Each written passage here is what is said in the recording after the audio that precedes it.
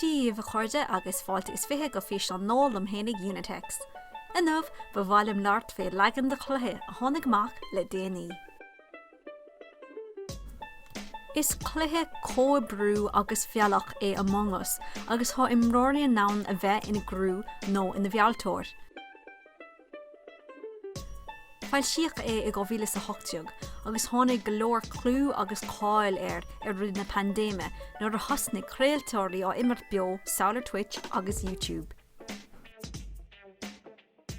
De thosníos ag immert an cluthe lim cáirde leis I 2020 agus de bhíos chomlán gafa leis.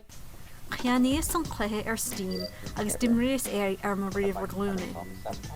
I forgot. I knew it was bus Erin. Dúsáid na mór Discord chun leartan a chéile agus bhí an méid sin crackas príguin agus mudig éirí an dalamlóg a chur ar a chéile. Agus mé gimmert len chuirde, de bhís ag déanamh astraáin ar chluichí eile le grúp ar lína. Ach ra sílam obair a dhéanamh ar among us. Bhfuil is se lóthe agus a thosnímar ar lasú. Tá thóg sé cúpla mí chun an téex a chur le chéile agus an son de dhéanas an cinenne chun clibe chur ar na Februarí chun airdathirt ar an taisteáin. Sheolas tweet amach agus ar an 10 uair chuig an teachtarach I bhaim go mór ar an bobal. Chuig Callum as robot Teddy lena caintlam, bid an gnólach córlach a hacaíonn le Innersloth a chruthig among us.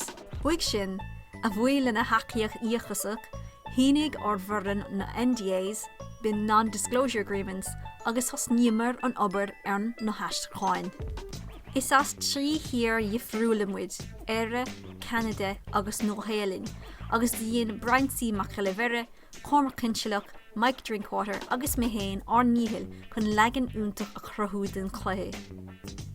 De breidir go cruig agus brúntach an rud a dhéiscint á teacht chéile. De bhór an NDA, ní rámar ábal de fleachléine rá, cig a raibh go leor ólis a chuin féin chluthe, de bhí scetamíní oran agus muid a gasrú. De brímar go dtíon crua in éondí le banisteúir na hanaistráin as Lockit QA leis na céadta nachhanna a chur in uirint in Gaeilge, agus de dhéanamar a tastáil ar an chluthe leis. Well. Úna-Minh. Oh no, Úna-Minh. In the arms of the angels.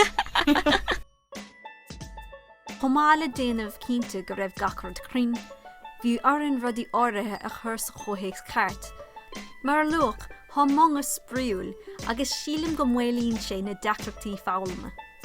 Tug an chluichí chuí hanamhach le tangacha a álam, agus fallomítar níos scupi dá bhór. Is féidir tuireadh dar gcuid ibre a dhéiscint sa chluthe nómh. De bhí mé héin agus sin lena chéile. So, Martin. So. Well, just fun fact, you missed he's the garden I'm here. I like he. No, you might come out. You might buy the euro. I'm bad. Yeah, actually, bhí mé héin agus sin le chéile, so. Yeah, bhí. Can you go right much you? Marach go bhí Pauline Feeney in. Pauline, Yeah, what Martin, is Tasno. it in the bay? Bhín Pauline an fachar á thosaí marmh. Oh yeah. Méidir go bhfuil muidir Ca bhóta mar sin, Martin? Huh? Ca bhóta mar sin? Yeah, chaitú de bhóta caibh. Fair play. Lon Martin. Sí, dúir mé libh go duine Unric McConta man. Oh, okay.